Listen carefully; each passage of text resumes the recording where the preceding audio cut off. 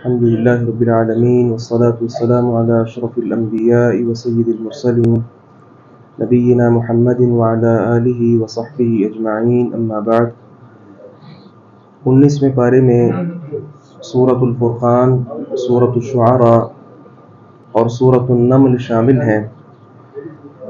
سورۃ الفرقان مکہ کے درمیانے حصے میں نازل ہوئی ہے۔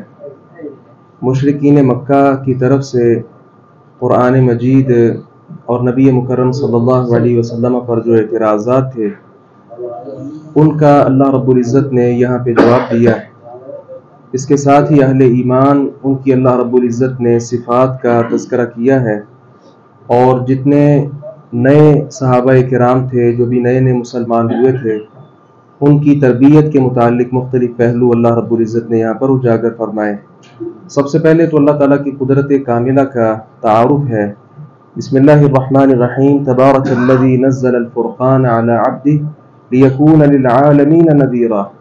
تو اللہ رب العزت کی ذات کو نہایت برکت کے ساتھ بیان کیا گیا کہ بڑی بابرکت وہ ذات ہے جس نے قرآن پاک کو اپنے بندے پر نازل کیا۔ قرآن کے لیے یہاں لفظ فرقان کا استعمال کیا گیا جو حق اور باطل میں ہر طرح سے فرق کر دینے والی ہے۔ اس کے ساتھ ہی مشرکین کے جو خود ساختہ معبود ہیں، اللہ رب العزت نے فرمایا کہ یہ وہ ہیں جو اللہ تبارک و تعالیٰ تو وہ ہے جس نے ہر چیز کو پیدا کیا، جبکہ یہ کون ہے؟ لا یخلقون شیئا وہم یخلقون، یہ کچھ پیدا نہیں کر سکتے بلکہ یہ خود پیدا کیے گئے ہیں۔ اور پھر فرمایا ولا یملکون لانفسہم ضرا ولا نفعا، اپنے لیے کسی نفع اور نقصان کا یہ مالک بھی نہیں ہے۔ اسی طرح قرآن مجید پر اور رسول اللہ صلی اللہ علیہ وسلم کی ذات پر مشرکین کے جو اعتراضات تھے اللہ رب العزت نے اس کا بھی یہاں پر خوب جائزہ لیا ہے۔ مشرکین یہ سمجھتے تھے کہ یہ نبی جو کلام لے کر آیا ہے یہ کلام العیاذ باللہ کسی شیطان کی طرف سے یا کسی اور انسان کی طرف سے ہو سکتا ہے۔ اللہ رب العزت نے اس کا جواب دیا کہ یہ قرآن جس کی طرف سے نازل ہوا ہے وہ اعلانیہ مخفی جتنی چیزیں ہیں ہر چیزوں کو وہ جاننے والا ہے۔ نبی رسول جو ہیں وہ انسان ہیں یا وہ کسی اور مخلوق سے ان کا تعلق ہے؟ ان کا اعتراض یہ تھا ما لہذا الرسول یأکل الطعام ویمشی فی الاسواق، یہ کیسا رسول ہے جو کھانا بھی کھاتا ہے بازار میں بھی چلتا ہے۔ لولا انزل علیہ ملک، اس پر کوئی فرشتہ کیوں نہ اتارا گیا، اس لیے فرشتہ کیوں نہ اتارا گیا؟ تو اللہ رب العزت نے اس بات کا بھی جواب دیا اور کہا تم سے پہلے جتنے انبیاء کرام علیہ السلام گزرے ہیں وہ سارے کے سارے انسان تھے، انسانی جو حوائج تھیں ضروریات تھیں وہ ان سب کے ساتھ اس کا تعلق تھا۔ قیامت کے روز مشرکین جن کو پکارتے تھے ان کی حالت کیا ہوگی؟ اللہ رب العزت ان سے پوچھے گا انتم اضللتم عبادی ہؤلاء، کیا تم نے میرے ان بندوں کو گمراہ کیا تھا؟ تو وہ اس وقت کہیں گے کہ ہم نے ایسا نہیں کیا تھا۔ تو اللہ رب العزت کے ہاں جو لوگ اوروں کی پرستش کرتے تھے ان کا اس وقت بالکل سامنا اللہ تعالیٰ سے ہوگا اور درمیان میں ہر طرح کا وسیلہ ختم ہو جائے گا۔ تو یہ دو طرح کے معبود ہیں، ایک تو معبود وہ ہیں جو خود اپنے آپ کو کہتے ہیں کہ ہم بڑے ہیں لہذا تم ہماری عبادت کرو، ایسوں کو اللہ رب العزت جو عبادت کیا کرتے تھے ان کے ساتھ ہی جہنم میں داخل کرے گا۔ رسول اللہ صلی اللہ علیہ وسلم کا ساتھ جنہوں نے نہیں دیا اس وقت وہ افسوس کریں گے اور کہیں گے یا لیتنی اتخذت مع الرسول سبیلا، ہائے افسوس کاش میں نے اس رسول کے ساتھ کوئی رستہ پکڑ لیا ہوتا، اس نبی کی بات پر میں نے کوئی عمل کر لیا ہوتا۔ یا لیتنی لم اتخذ فلانا خلیلا، کاش میں نے فلاں کو اپنا دوست نہ بنایا ہوتا۔ اس وقت یہ افسوس کسی کام نہیں آئے گا۔ اس لیے انسان کو چاہیے دنیا میں رہتے ہوئے ایک تو نبی کی ہر بات کو سنے سمجھے اور اس پر عمل کرنے کی پوری کوشش کرے، اور دوسرے نمبر پر اپنی صحبت جو ہے اپنے ساتھی وہ کوشش کر کے نیک صالح لوگ تلاش کرے تاکہ کل قیامت کے دن اسے یہ پچھتاوا نہ کرنا پڑے۔ ہم نے یہ بات تو کئی بار سنی ہے اور یہ بات برحق بھی ہے کہ پیغمبر علیہ الصلوۃ والسلام اس امت کے لیے سفارش کریں گے، اس بات میں کوئی شک نہیں، آپ سفارش کریں گے، لیکن بعض لوگ اس قدر بد نصیب ہوں گے کہ پیغمبر ان کے خلاف اللہ تعالیٰ سے سفارش کریں گے۔ وقال الرسول یا رب ان قوم اتخذوا هذا القرآن مہجورا، رسول کہیں گے اے میرے پروردگار ان لوگوں نے قرآن کو چھوڑ دیا تھا۔ تو قرآن کو جن لوگوں نے چھوڑ دیا ہے، اس کو پڑھنا، اس کو سمجھنا، اس کی آگے دعوت دینا، جن لوگوں نے یہ کام چھوڑ دیا، پیغمبر ان کے خلاف اللہ رب العزت سے جھگڑا کریں گے کہ انہوں نے یہ کام کیا۔ تو پیغمبر جس کے مخالف ہو جائے اس وقت، تو اللہ رب العزت بظاہر چونکہ اللہ تعالیٰ کی اجازت کے ساتھ ہی ایسا ہوگا، اس لیے اللہ تبارک و تعالیٰ پیغمبر علیہ السلام کی بات کو مانیں گے اور ایسے لوگوں کو عبرت کا نشان بنائیں گے۔ اس لیے ہمارے سب کے لیے نصیحت ہے کہ قرآن پاک ایک نصیحت کی کتاب تھی، لیکن آج ہم نے اپنی اولاد کو اپنا سب کچھ سکھا دیا ہے۔ نہیں سکھایا تو قرآن پاک اور اس کی تعلیم نہیں سکھائی ہے۔ اسی کے ساتھ قرآن پاک تھوڑا تھوڑا نازل کیوں ہوا، اس کا اللہ رب العزت نے اس کی وجہ بیان کی تاکہ ہم آپ کا دل اس کے ساتھ مضبوط کر دیں۔ اسی کے ساتھ فَلَا تُطِعِ الْكَافِرِينَ وَجَاهِدْهُمْ بِهِ جِهَادًا كَبِيرًا، اللہ رب العزت نے فرمایا کافروں کے پیچھے نہ چلیے اور جہاد کبیر کیجیے۔ جہاد کا مطلب ہوتا ہے کسی کے خلاف، باطل کے خلاف اپنی ہر طرح کی قوت طاقت کو صرف کر دینا، پوری کوشش کر کے باطل کو مٹانا۔ یہ جہاد قلم کے ساتھ بھی ہو سکتا ہے، زبان کے ساتھ بھی ہو سکتا ہے، لیکن یاد رکھیے آپ صلی اللہ علیہ وسلم سے پوچھا گیا ای الجہاد افضل، سب سے زیادہ فضیلت والا جہاد کون سا ہے؟ تو آپ نے فرمایا تھا من اری قدمہ وعقر جوادہ، جس کا خون بہا دیا جائے اور اس کا جو گھوڑا ہے اس کو کاٹ دیا جائے۔ مراد ایسا جہاد جس میں آدمی اپنی جان کا نذرانہ پیش کرے اور اس کے ساتھ جو سامان تھا وہ سارے کا سارا سامان بھی اللہ کے راستے میں فنا ہو جائے، ختم ہو جائے وہاں، یہ سب سے افضل جہاد ہے۔ اسی کے ساتھ اللہ رب العزت نے جو اہل ایمان اور خصوصاً عباد الرحمن، رحمان کے خصوصی بندے، ان کی صفات کا تذکرہ کیا ہے۔ وعباد الرحمن الذین یمشون علی الارض ہونا واذا خاطبهم الجاہلون قالوا سلاما، رحمان کے بندے جب زمین پر چلتے ہیں تو بڑی نرمی کے ساتھ چلتے ہیں، جاہلوں کے ساتھ جب ان کا سامنا ہو سلام کہہ کر بات کو ختم کر دیتے ہیں۔ اسی طرح دوسرے نمبر پر فرمایا کہ عباد الرحمن ان کی راتیں اللہ تبارک و تعالیٰ کے سامنے سجدے اور قیام کے اندر گزرتی ہیں۔ اور تیسرے نمبر پر فرمایا کہ یہ اللہ رب العزت کا خوف اور ڈر اپنے دلوں میں رکھتے ہیں اور دعائیں پڑھتے رہتے ہیں، ربنا اصرف عنا عذاب جہنم، یا اللہ ہم سے جہنم کا عذاب دور رکھ، ان عذابها کان غراما، کیونکہ اس کا جو عذاب ہے وہ ہمیشہ سے چمٹ جانے والا ہے، انہا ساعت مستقر و مقامہ، بلا شبہ وہ بری ٹھہرنے کی جگہ اور اقامت کی جگہ ہے۔ اور پانچویں نمبر پر مال اللہ رب العزت کے راستے میں خرچ کرتے ہیں، لیکن ہر طرح کی فضول خرچی سے وہ اپنے آپ کو بچاتے ہیں، معتدل رستہ اختیار کرتے ہیں۔ اسی طرح اللہ کے علاوہ اور کسی کی پرستش نہیں کرتے، کسی جان کو بغیر حق کے قتل نہیں کرتے، زنا نہیں کرتے، جھوٹ میں شریک نہیں ہوتے، بیہودہ اور لغو جتنے کام ہیں ان سے بڑے شریفانہ انداز کے ساتھ گزر جاتے ہیں۔ تو ساتھ یہ دعا بھی پڑھتے ہیں ربنا ہب لنا من ازواجنا وذریاتنا قرۃ اعین واجعلنا للمتقین اماما، یا اللہ ہمیں ہماری بیویوں اور اولادوں سے آنکھوں کی ٹھنڈک عطا کر اور ہمیں متقی لوگوں کا، پرہیزگار لوگوں کا امام بنا دے۔ تو اللہ تعالیٰ نے فرمایا جن میں یہ صفات پائی جاتی ہیں وہ رحمان کے بندے ہیں، اولئک یجزون الغرفۃ بما صبروا، یہ وہ لوگ ہیں جن کے صبر کی وجہ سے اللہ تبارک و تعالیٰ جنت میں بلند و بالا انہیں محلات دے گا۔ اور اسی طرح وَيُلَقَّوْنَ فِيهَا تَحِيَّةً وَسَلَامًا، اور جنت میں ان کا استقبال دعا اور سلام کے ساتھ کیا جائے گا۔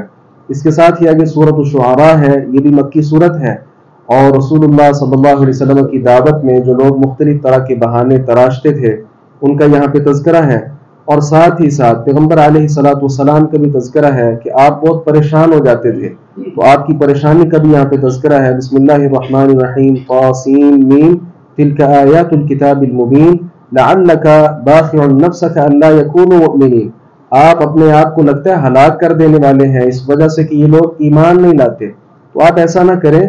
اللہ تعالیٰ فرماتے ہیں اگر ہم چاہیں تو یہ ساری کی ساری امت مسلمان ہی بن جائے، لیکن ایسا نہیں ہے، ہم کچھ نشانیاں نازل کرتے ہیں، جو ان نشانیوں پر غور و فکر کرتے ہیں، ایمان قبول کر لیتے ہیں، وہ تو درست رستے پر رہتے ہیں، جو نہیں کرتے تو اللہ تعالیٰ کی طرف سے عذاب کے وہ حقدار ٹھہرتے ہیں۔ اس سلسلے میں اللہ رب العزت نے موسیٰ، ہارون علیہ السلام اور اسی طرح اور دیگر انبیاء کرام علیہ السلام کا تذکرہ کیا۔ وہ سارے بھی دعوت لے کر آئے تھے، جنہوں نے دعوت کو مانا اللہ تعالیٰ کی طرف سے وہ اجر کے مستحق ہوئے، جنہوں نے نہ مانا وہ عبرت کا نشان بن گئے۔ ابراہیم علیہ السلام کا، نوح علیہ السلام کا، جناب ہود کا، صالح کا، لوط اور شعیب علیہ الصلاۃ والسلام، اللہ تعالیٰ نے ان تمام انبیاء کرام علیہ السلام کا یہاں پہ تذکرہ کیا ہے۔ شیاطین جو ان کا ایک اعتراض تھا کہ شیطانوں کی طرف سے یہ قرآن نازل ہوتا ہے، العیاذ باللہ، تو اللہ رب العزت نے فرمایا شیاطین جو ہیں یہ باتیں لے کر ضرور آتے ہیں، لیکن یہ باتیں کس پر اتارتے ہیں؟ علی کل افاک اثیم، ہر سخت جھوٹے اور گناہگار شخص کو یہ آ کر باتیں بتلاتے ہیں۔ اور اللہ رب العزت کی طرف سے جو وحی آتی ہے وہ شیاطین کی طرف سے نہیں بلکہ وہ ملائکہ کے ذریعے اللہ تبارک و تعالیٰ بھیجتا ہے۔ تو آج بھی آپ کو کئی ایسے شعبدہ باز لوگ ملیں گے، بس اوقات آپ ان کے پاس جائیں تو بتا بھی دیتے ہیں کہ آپ اس وقت فلاں کھانے کے ساتھ روٹی کھا کر آئے ہیں۔ تو یہ اصل میں شیاطین ہیں جو انسان کے ساتھ ہوتے ہیں، وہ شیاطین اس انسان کے شیطانوں کو بتاتے ہیں اور وہ شیاطین اس انسان کے دل میں بات ڈالتے ہیں کہ یہ فلاں چیز کھا کر آئے، تو بس اوقات ان کی بات درست ہو بھی جاتی ہے اور اکثر خطا بھی اس میں ہوتی ہے۔ بہرحال یہ شیاطین کی طرف سے ہے، تو ملائکہ کا کسی چیز کو لے کر اترنا اور شیاطین کا لے کر آنا اور پھر جس کی طرف سے وہ چیز لے کر آتے ہیں، ان ساری چیزیں بہرحال فرق ہے۔ رسول اللہ صلی اللہ علیہ وسلم پہلے پہل اسلام جب آغاز ہوا تو اس وقت آپ مخفی دعوت دے رہے تھے، لیکن اللہ رب العزت نے پھر کچھ سالوں کے بعد فرمایا وَأَنذِرْ عَشِيرَتَكَ الْأَقْرَبِينَ، اب آپ سب سے قریبی رشتہ دار جو ہیں ان کو ڈرانے کا کام کریں، خوب ڈرائیں۔ تو آپ صلی اللہ علیہ وسلم نے کوہ صفا پر چڑھ کر سب کو اکٹھا کیا اور کہا قولوا لا الہ الا اللہ تفلحوا تملک العرب والعجم، لا الہ الا اللہ پڑھ لو، عرب و عجم کے مالک بن جاؤ گے۔ اسی پر ابو لہب نے بدتمیزی کی تھی پیارے پیغمبر صلی اللہ علیہ وسلم کے ساتھ، جس کا جواب اللہ رب العزت نے خود قرآن بنا کر دیا تھا۔ اس کے ساتھ آگے سورۃ النمل ہے۔ نمل یہ چیونٹی کو کہا جاتا ہے، تو چیونٹی کا چونکہ اس میں تذکرہ ہے، اس بنا پر اس سورہ مبارکہ کا نام النمل ہے۔ تو اس میں اللہ رب العزت نے اہل ایمان پر جو اپنے انعامات ہیں ان کا تذکرہ کیا، بطور خاص داؤد اور سلیمان علیہ السلام کا تذکرہ کیا۔ یہ دونوں باپ بیٹا اللہ کے نبی تھے اور اللہ تعالیٰ نے بے شمار رحمتیں ان پر نازل فرمائی تھیں، اور سلیمان علیہ السلام کو اپنے والد کا اللہ رب العزت نے اچھا جانشین بھی مقرر کیا تھا۔ اس قدر بڑی بادشاہت عطا کی، جانوروں کی بولی سکھا دی، اور اسی طرح جنوں پر اور دیگر مخلوقات پر ان کو حکومت اللہ تعالیٰ نے عطا فرما دی۔ دو چیزوں کا اللہ تعالیٰ نے یہاں پہ تذکرہ کیا ہے، دو واقعات بیان کیے ہیں۔ ایک تو چیونٹی کا واقعہ تذکرہ کیا، سلیمان علیہ السلام اپنے لشکر کے ساتھ آ رہے تھے، ایک چیونٹی کہنے لگی یا ایھا النمل، اے چیونٹیو، ادخلوا مساکنکم، اپنی بلوں میں داخل ہو جاؤ، لا یحطمنکم سلیمان وجنود وہم لا یشعرون، کہیں سلیمان اور اس کا لشکر ان کو پتہ ہی نہ چلے اور کہیں تمہیں اپنے پاؤں تلے وہ رون ڈالیں۔ تو فتبسم ضاحکا من قولها، سلیمان علیہ السلام یہ بات سن کر ہنس پڑے، مسکرا پڑے، اور اللہ تعالیٰ کا جو ان کے اوپر احسان تھا اس کا انہوں نے اللہ تعالیٰ کے ہاں شکریہ ادا کیا۔ ہدہد کا یہاں پہ تذکرہ ہے کہ سارے اکٹھے ہوتے تھے، ایک دن ہدہد نہ آیا تو انہوں نے کہا ضرور میں اس کو ذبح کر دوں گا، قتل کر دوں گا، یا یہ کہ میرے پاس وہ کوئی عذر لے کر آئے۔ تو عذر لے کر ہدہد پھر حاضر ہوا اور کہنے لگا کہ میں یمن میں ایک ایسی قوم کے پاس گیا جن کی سردار ایک خاتون ہے، اور اس طرح بتایا کہ وہ اللہ تبارک و تعالیٰ کی عبادت نہیں کرتے۔ تو انہوں نے اپنا فوری طور پہ خط لکھوایا اور ملکہ سبا کی طرف اس خط کو روانہ کیا، اور اس نے جب وہ روانہ کیا تو ملکہ سبا نے اپنے درباریوں کے ساتھ مشورہ کیا۔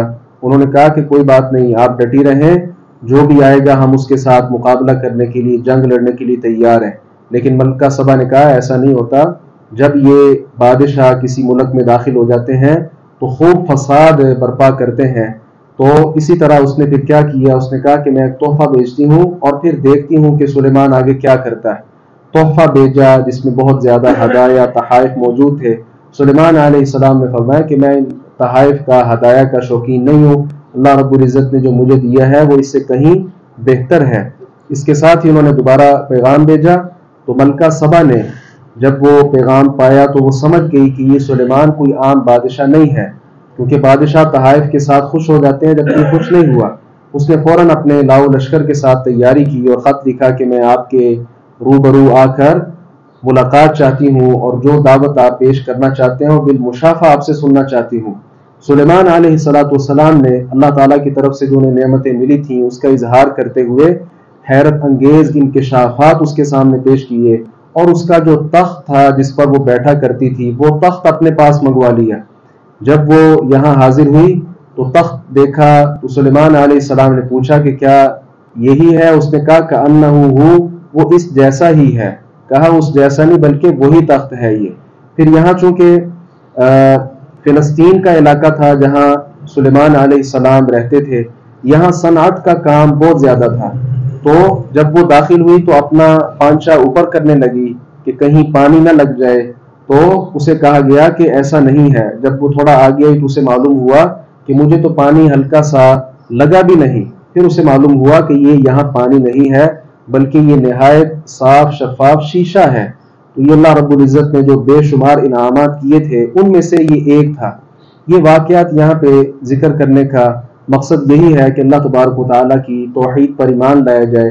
جس طرح یہ ملکہ سبا جب آئی تھی اس نے یہ ساری چیزیں دیکھی تو فوری طور پر اللہ رب العزت کے ہاں اپنے معاملے کا اظہار کیا اور فوراً دین اسلام کو قبول کر لیا۔ تو اللہ رب العزت نے انبیاء کرام علیہ السلام کو اس دور کے اعتبار سے ایسی چیزیں عطا کی تھیں جس کے ساتھ مخالف باطل مٹ جاتا تھا۔ اب ملکہ سبا کے پاس دنیا کی ہر چیز تھی، لیکن اس سب کے باوجود ایسی چیزیں اللہ نے سلیمان کو عطا کی جو اس کے پاس نہیں تھی۔ اسی طرح فرعون کے دور میں جادو عروج پہ تھا تو اللہ رب العزت نے جادو کو توڑ کر دکھایا۔ پیغمبر علیہ السلام کے دور میں عربی زبان کی فصاحت اور بلاغت بڑے عروج پر تھی۔ قرآن کے ذریعے اس فصاحت اور بلاغت کو ختم کیا۔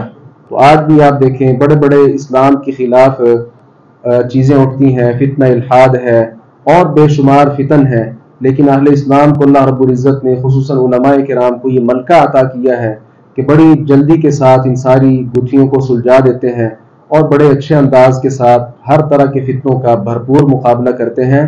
تو یہ اللہ رب العزت نے ہر دور میں اہل حق کی معاونت کی ہے، ان کے ساتھ خیر کا معاملہ کیا ہے۔ اللہ تعالیٰ سے دعا ہے باری تعالیٰ حق بات کو سمجھنے اور اس پر عمل پیرا ہونے کی توفیق